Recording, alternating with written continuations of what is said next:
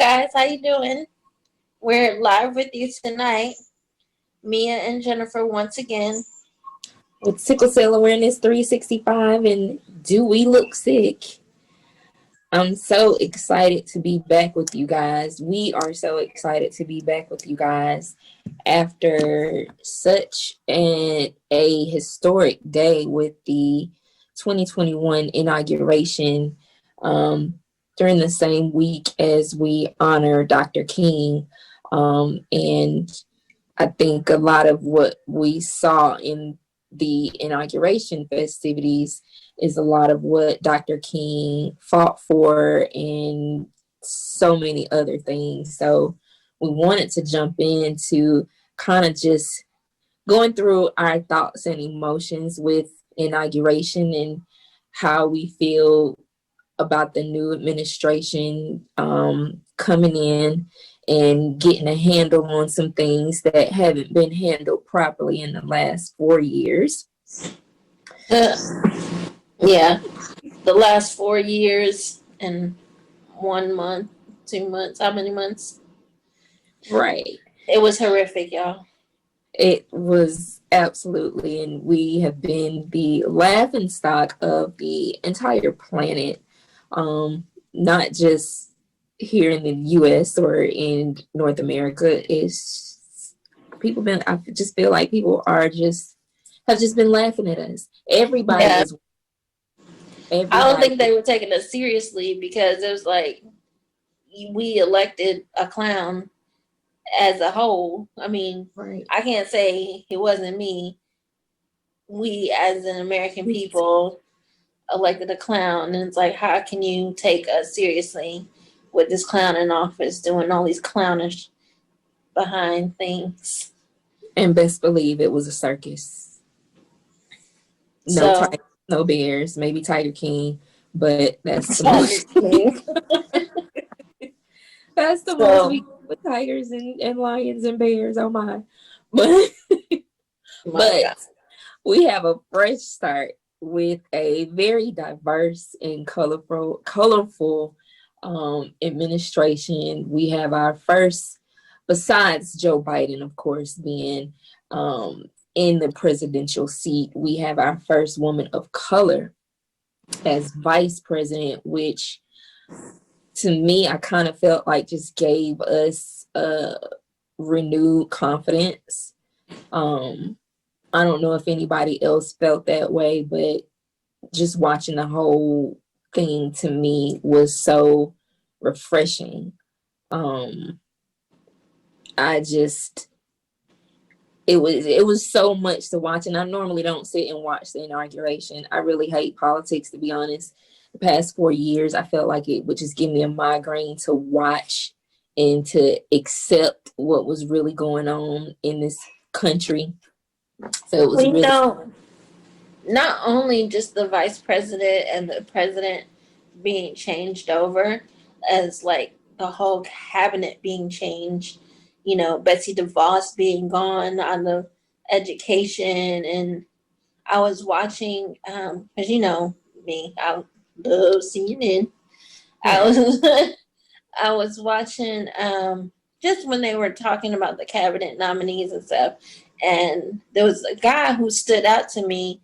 I think he was who was appointed to be like the director of the EPA or something, and he was from North Carolina. I think he was a fellow HBCU alum, and he said something to me that, not to me because he wasn't talking to me. He said something in his speech that was so like poignant to me, that as a young boy he would go hunting and fishing and stuff like with his father and his grandfather, and he had an early inclination to want to be a part of the EPA.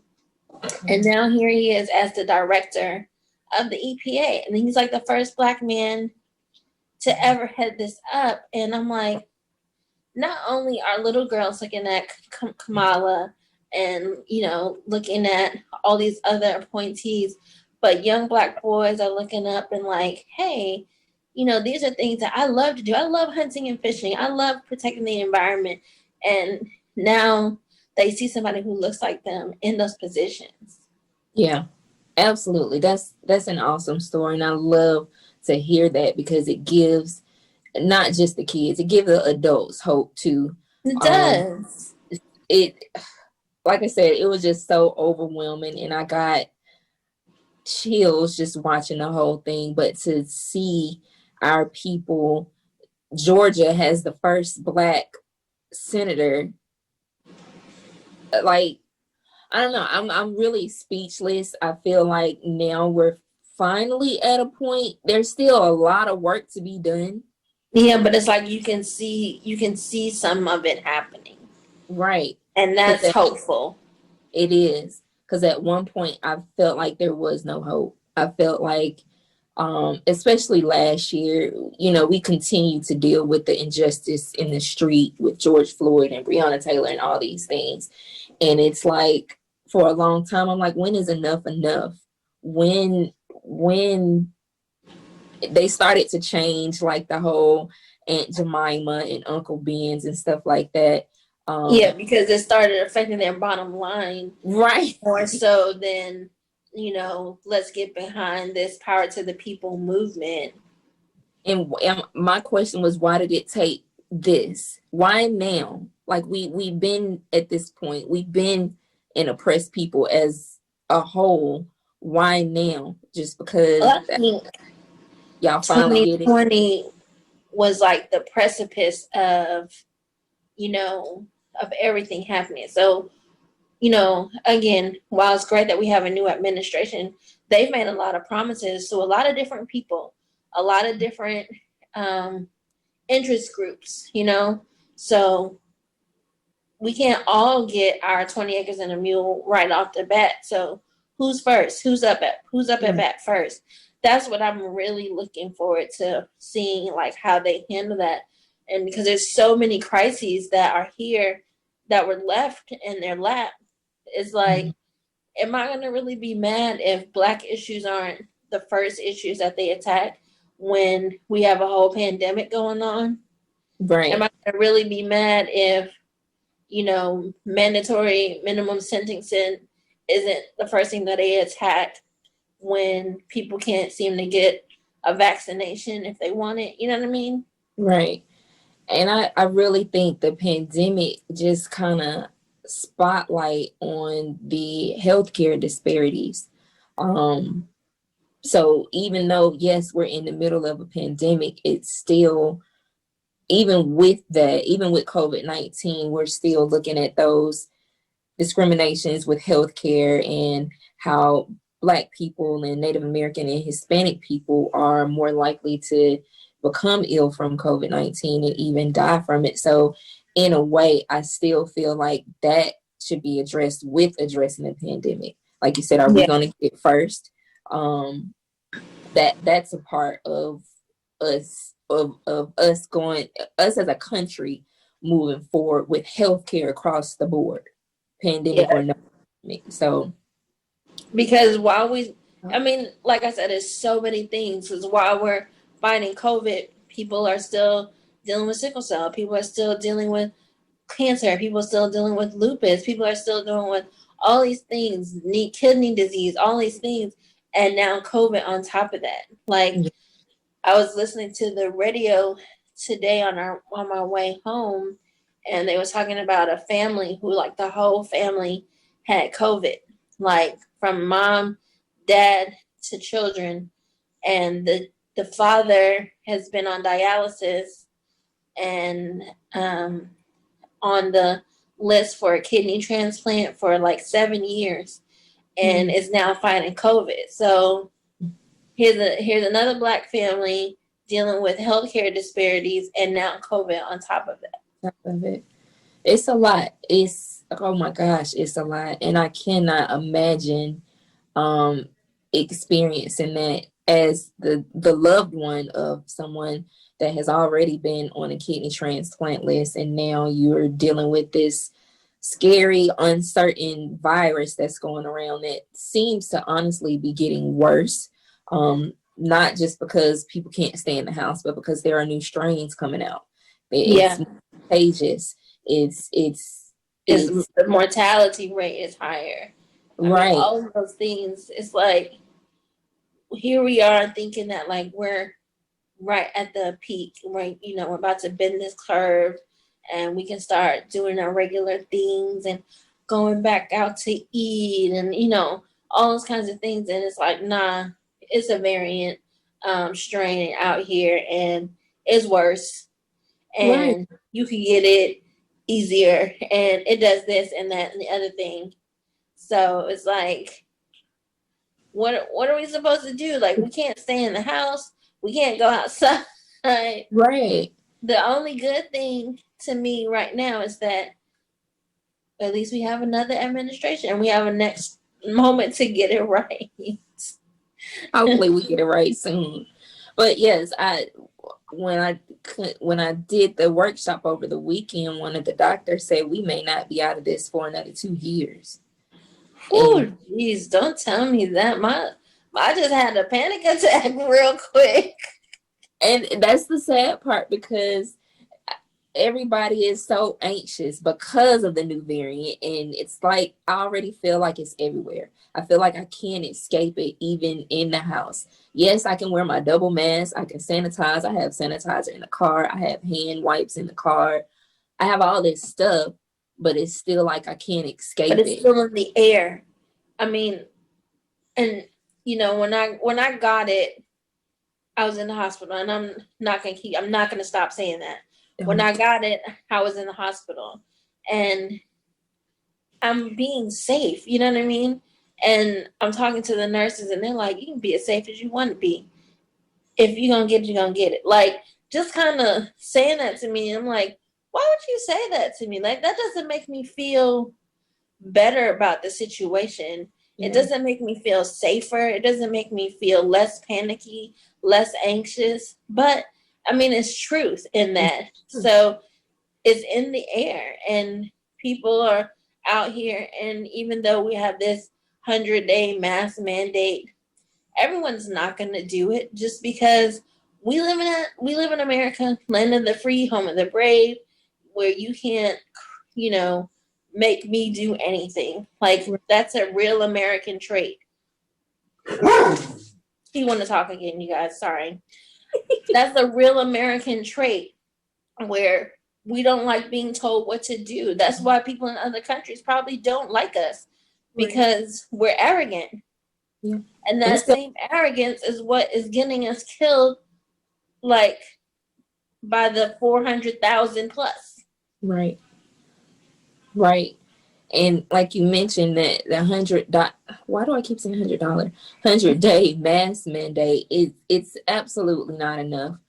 That was the mask mandate supposedly has been there, but still nobody is abiding by that. You still go to places in the grocery store where you need to go to get food or anything else, especially at Walmart. People are not abiding by that. So how would that be mandated?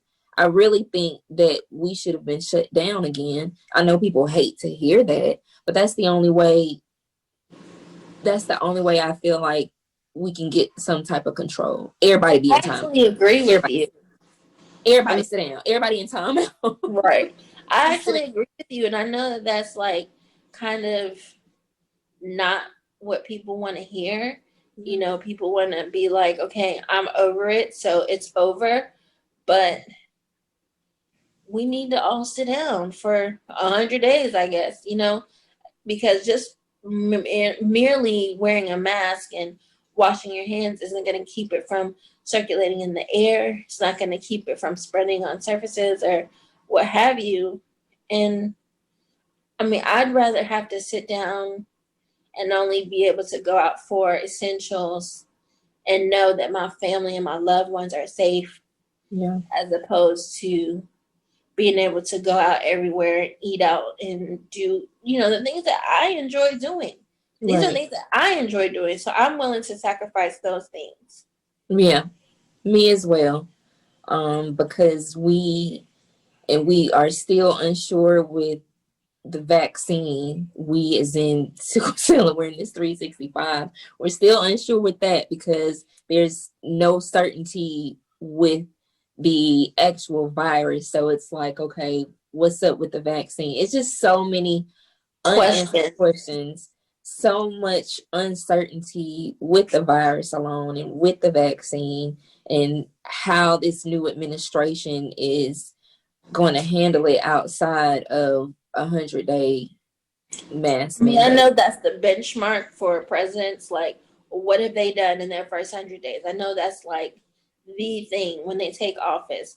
Well, what does he accomplish in his first 100 days? So they come in, guns blazing, like it's a Western shoot 'em up. You know what I'm saying? They come in, all that, and it's like, okay, now is everybody gonna work with you on these policies that you have and whatnot? And then I I I'm sorry, you guys. I went to the doctor today, and I was supposed to have had a lab test to determine whether or not I had the antibodies. And I went to the lab, special trip to the lab and all, and I get back my results and I can't read them. And I'm like, shouldn't it just say, I have the antibodies are not positive or negative? Like, shouldn't it be just that easy to read? So I'm questioning, the results that I'm reading, because I'm like, okay, I know what a BMP is. I know what a CBC is. That doesn't say COVID antibody test. Turns out they didn't even do the test. They never even did the test. So I'm here in my chart looking at my mobile results, and I'm like, I still don't know. Do I have antibodies or not? Right. And so now I have to take a whole new trip down to the lab and be like, you guys messed up. And now I have to be in this place where you gave me COVID in the first place to have you test me to know if I have. That's a cluster bunch. Say it. Oh, you can't say that one. Dang. Okay. Cluster fudge. Cluster bunch. It is, and it's such an inconvenience for us to still have to be able to access the hospitals given everything that's going on. My pharmacy is in the hospital, and what annoys me is not only having to go up there during all this mess, there's only one entrance I can go in. The parking is absolutely bananas. But I feel like I'm being exposed by simply walking in there to get my medication. And yet, if I want it shipped to my house, there's a fee.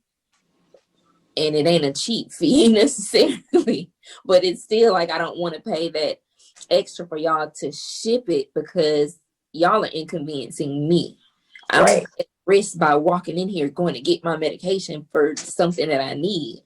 So they should definitely not charge you for that. Shipping. Make that part of their offering at this point in time. Exactly. If you order food, why can't you get your medicine delivered? Right. For free. Right. So it's such an inconvenience. I've even changed to get most of my medications from the local pharmacy I can just drive through because I'm so uncomfortable walking into that hospital just to get my medication. And it's just been a real inconvenience for people who have not just sickle cell, but any illness that compromises their health. It's an inconvenience for us. Yeah, it is. And I just think that, I have other medications that I take that get delivered. And, those, I guess it's a free delivery for me, but the cost of the medication is so much. It better be free. Yeah. Yeah. Yeah. That need to be included in the medication. Right. If the medication is going to cost me $900, shipping and handling better be free. It should come with a cupcake or a donut from Sublime Donuts or something. I don't know. A gift card. It should come with something. And I know Sublime isn't our sponsor, but I'm gonna speak that into fruition. That's okay. We gonna get Sublime on. donuts for everybody. You know how I feel about Sublime and feeling like it is the cure all for everything. It really is. I mean, it's not, especially if you have diabetes. So please don't be like, SCA 365 said Sublime cure everything. Nah, don't do that, dog, because that don't even try to play us like that. Right. Your blood. We are not doctors. We just say what we feel. Right. And Sublime is the ish.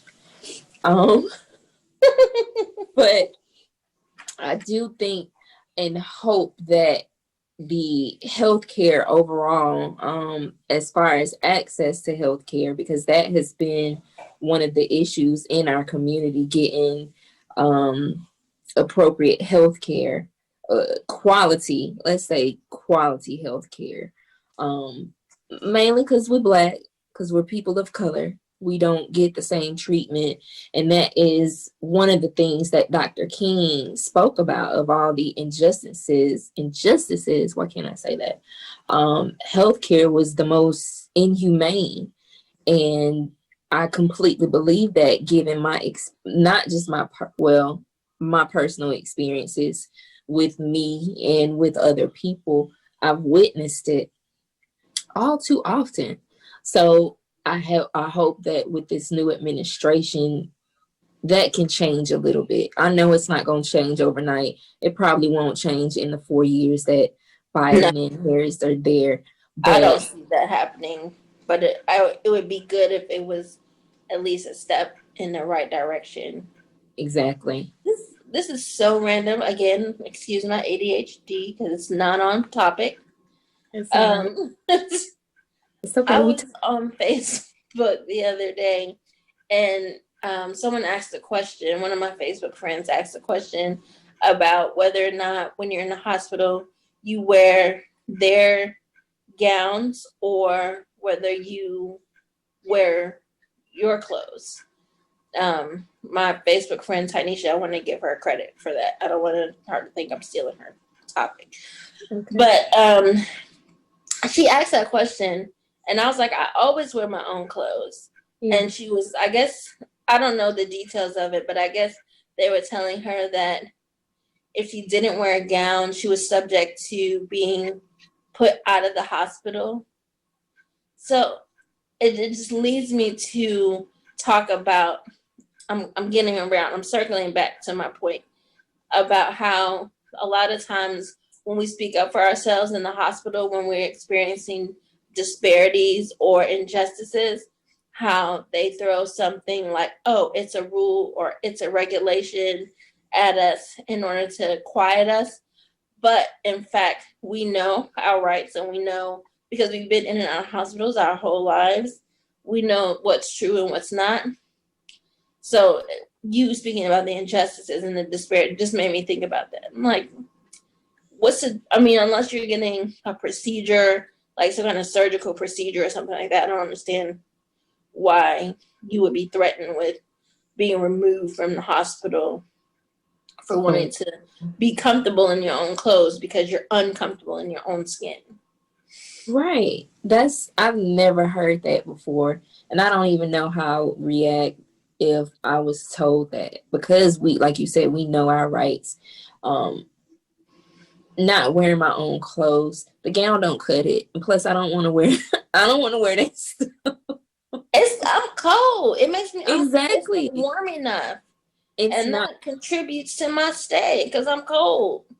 Exactly. With the back open, especially most of the time, if I'm in there, it's my back or my legs that's giving me problems. So you giving me a gown that opens up in the back with all that air, even if I put on another one on the front and one on the back. Right. It's thin. Yes. And sometimes it has stains on it. Right. They didn't wash it good enough. Just give me a new one. Give me one out the pack if that's the case. They're stiff. Right. And we already don't want to be there. We definitely don't want to wear y'all nasty gowns. Right. Let me be comfortable in when I'm comfortable in, because my skin is probably crawling, and like I like to take like the things that feel good on my skin, because sometimes it just hurts to touch me. Yeah. So if I can have something that's like fleece or whatever, and that feels good on my skin, let me have that. Yeah. It's like it's so many stipulations that it seems like they're trying to put. I haven't been admitted in the hospital in over a year, thank God, because my last hospitalization was super traumatizing, even though Traumatic. it wasn't. Say that again. I said traumatic. Yeah, even though it wasn't necessarily with the gown, just the people I encountered and my experience as a whole. And sometimes the discrimination comes from us, people who look like us. Yeah. The Yeah. comments and stuff, it comes from people who look like us. So it's like, where are they getting this information and this rudeness and these stereotypes from?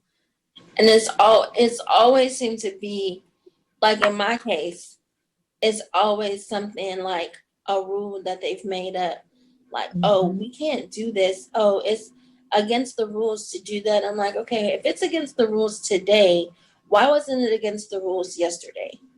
Why, when I had this nurse who has seen me 50 times before, was it not a problem? Right. If it's a problem, it's a problem across the board. It should just be a problem with you or with her or with him. And don't tell me that something, you can't do something, when I've had your charge nurses before and they've done it for me. Right. It's just an excuse, like you said, for them not to do what they're supposed to be doing. Don't Like, throw show the me the rule book. right. Right. Give me somebody in authority who tells me it's, and like you said, show me the rule, bring the rule book with you. Right. I don't care Let, how thick it is. I know how to read. right. And comprehend at that, not just read. And if I don't understand, I know how to ask questions. And I can But tell stuff if like you that, it makes me wonder, like, our counterparts of the lighter complexion, do they deal with that same sort of thing too? Like, just like, oh no, it's against the rules for this, it's against the rules for that, or do they bend over backwards? I don't know, because I'm not in a white person's body to know. yeah. Yeah. And I'm hella curious. Yeah. I don't comment on that. I think they just have a whole completely different experience all the way around. I think so too. Like, maybe there's a rule book for them and a rule book for us. It ain't legit. I No, mean, they still in working their with head Jim it's the Crow rules. rules. In their head they're gonna give us rules because we have more melanin than like you said, our counterparts. So that discrimination and that thought process has been What there needs to just change? yes. And that's what's been there. That's what created, like I tell people, they fight the injustices in the street that's been going on since we got over here. We fight it in the medical system. It's been going back to slavery when they would take our women and do experimental stuff on them because we Have are a able higher to tolerance for pain. Don't right, feel pain the same. right. So So then you do it without anesthesia. That's right, barbaric. it is. And even though it's not, well, I can't even say it's not that extreme because how long ago was Henrietta Lacks when they just took her? I was about to say something, but Barbaric.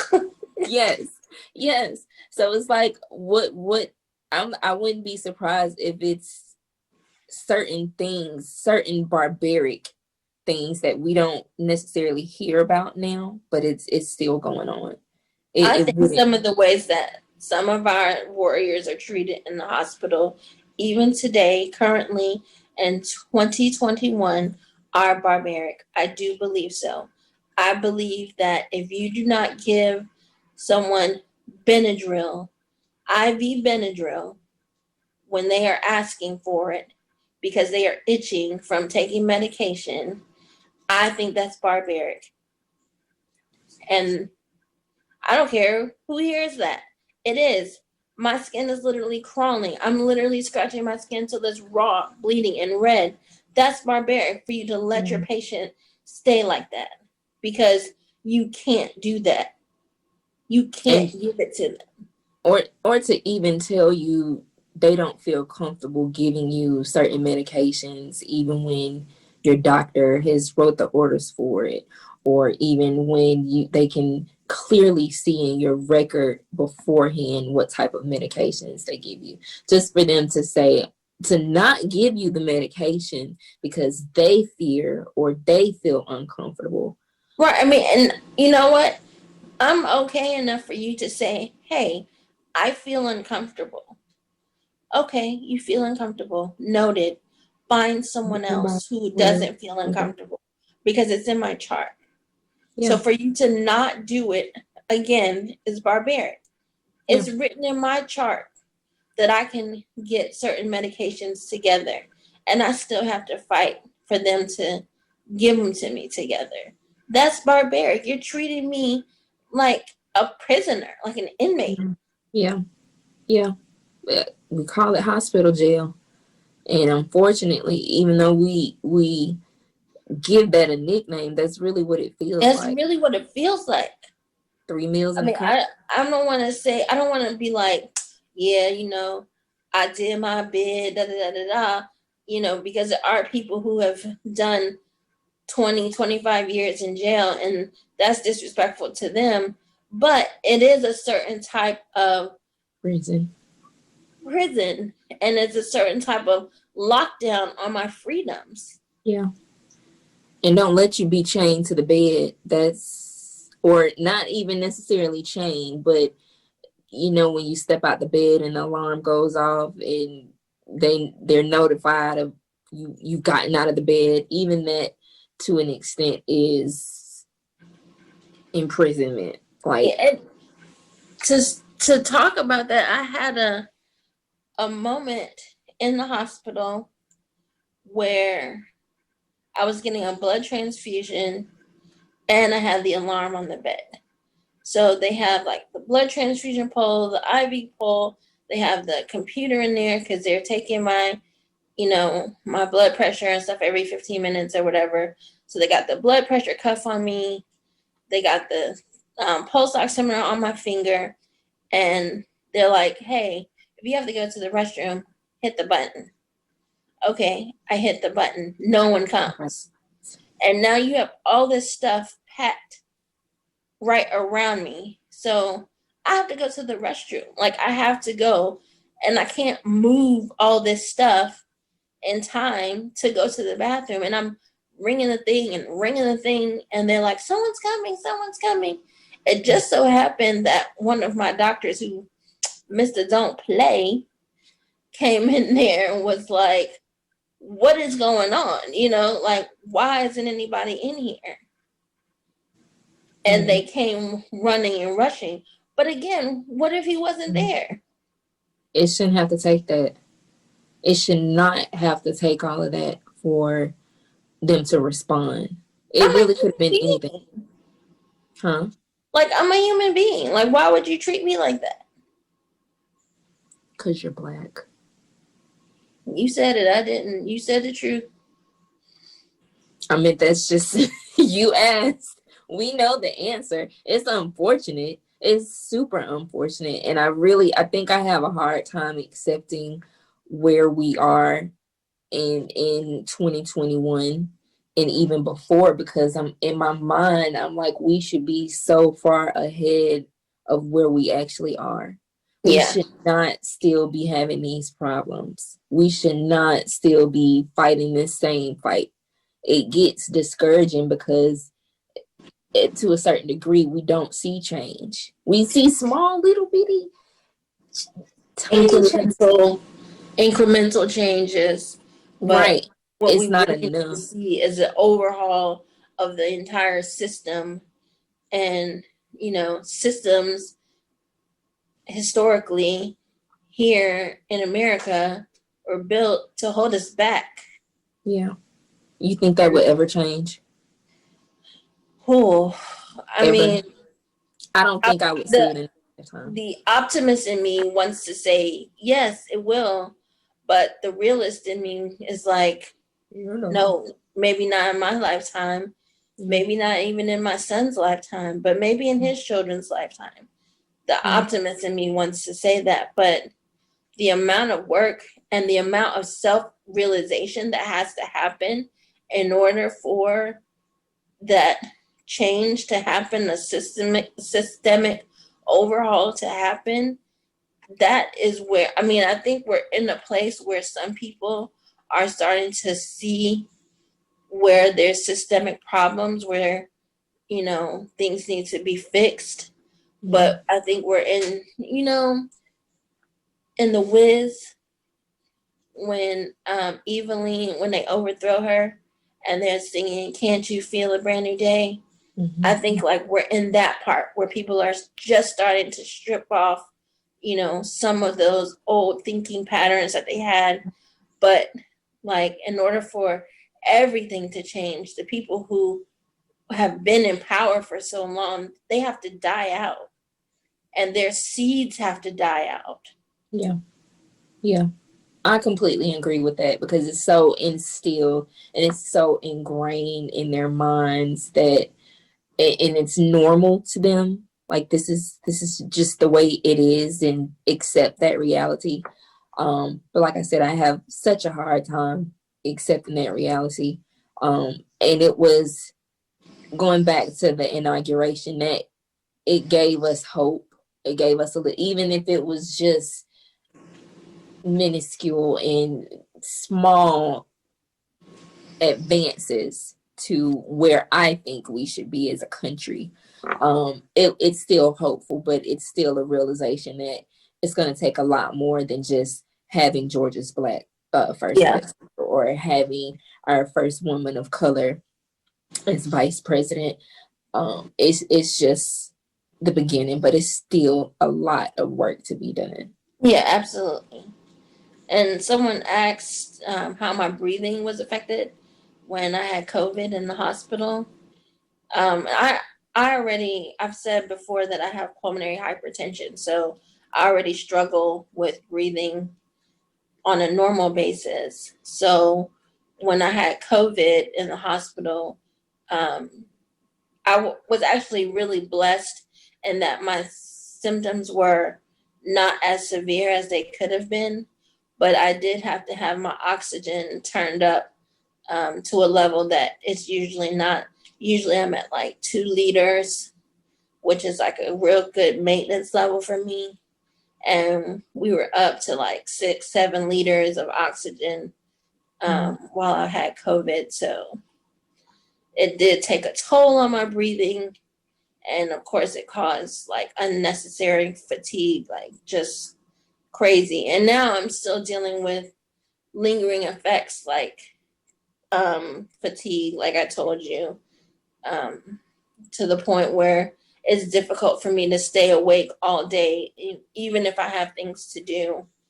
And my brain sometimes feels like I'm wading through oatmeal or mush or something, like not being able to get my words out or my thoughts out in completion.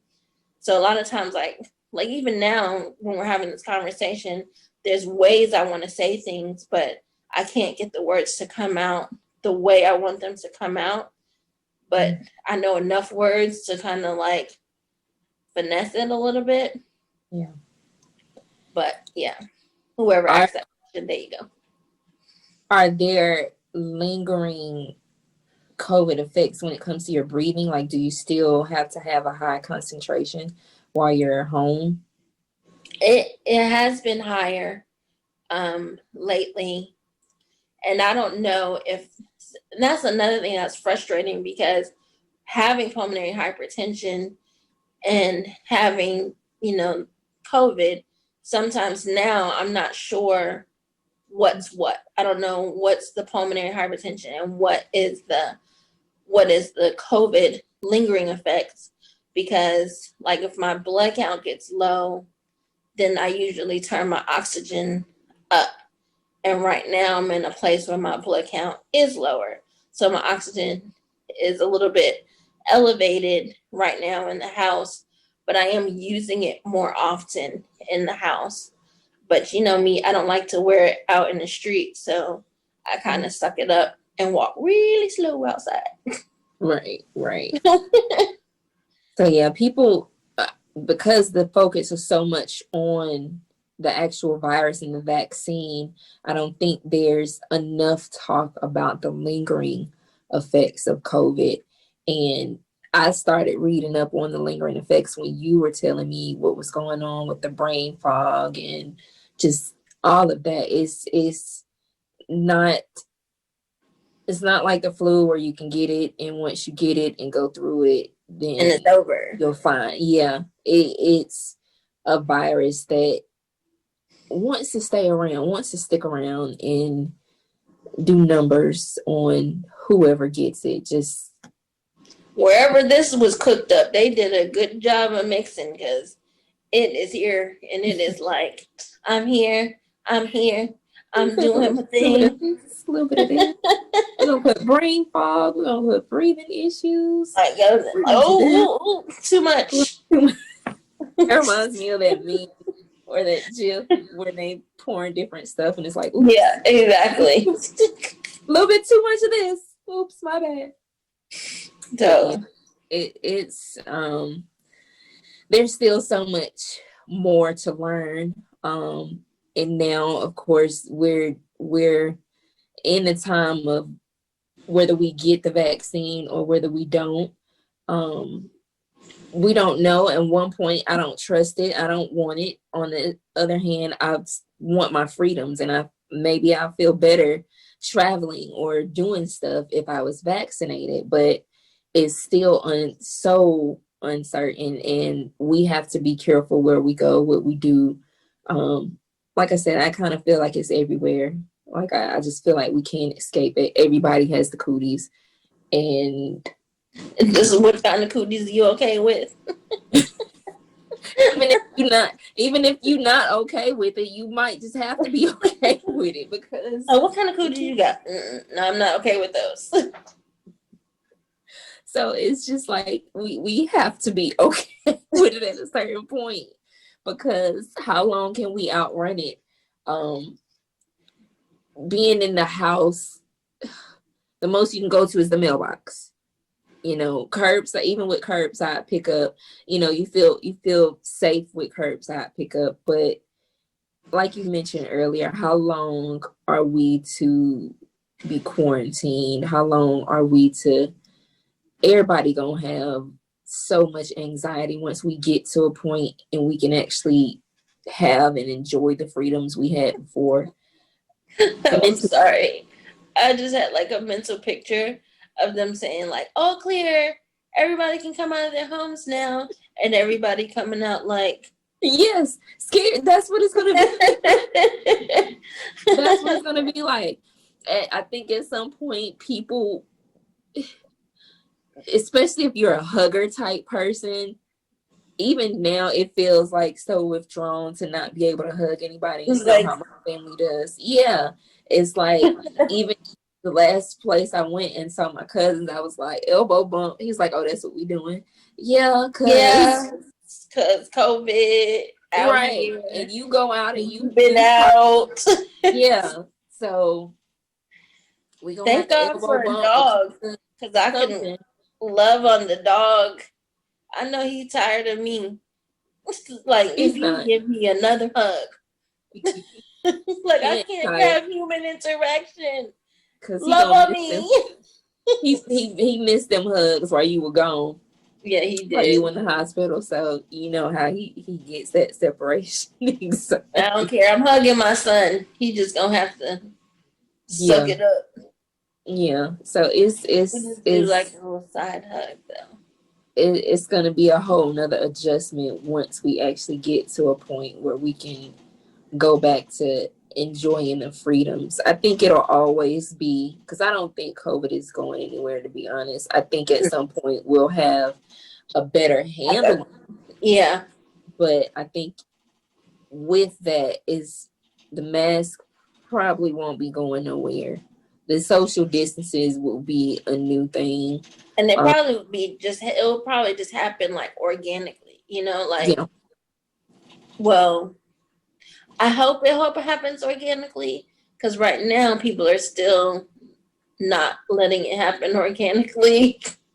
They're still a little too close sometimes, but I hope that that's something that kind of stays, because I don't like when people are like all up on me in my space.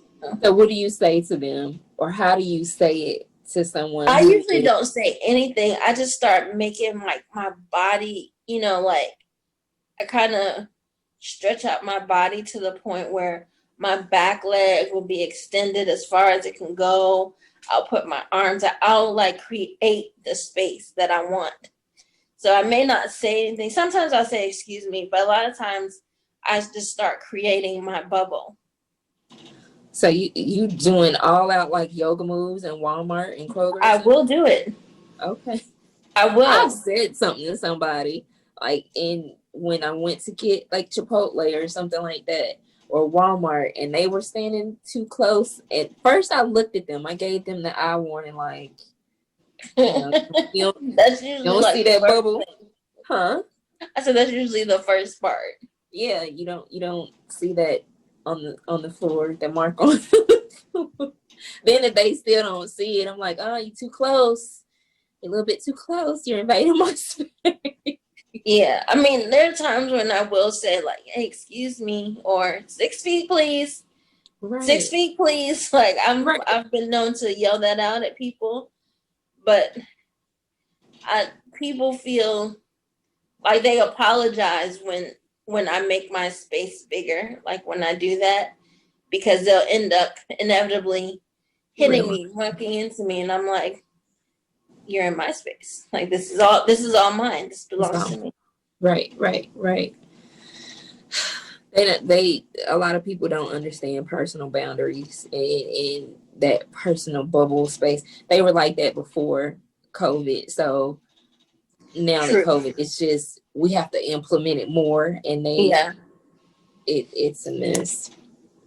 So I think this was a very interesting discussion on our hopes for the new administration, on our hopes going forward with healthcare, period, disparities, and just maybe trying to figure out how to deal with it. Yeah. One thing I did want to say is to report that was one of the things that Dr. King said, is to take direct action instead of going to DC in his case. But we have to complain to the right people when we're not being treated right in the hospital. That's true. Don't take it home, and it's okay or don't put it on Facebook and then don't follow the chain of command. Right. Don't just put it on Facebook, like you said, and you're not following up with what's going on or getting in contact with the right people.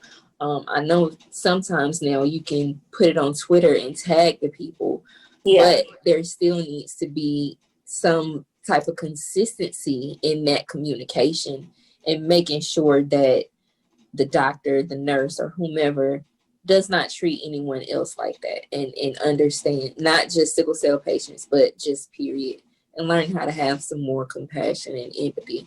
That's something we talk about all the time. So we probably won't stop talking about it because it's an ongoing issue. Oh, sorry.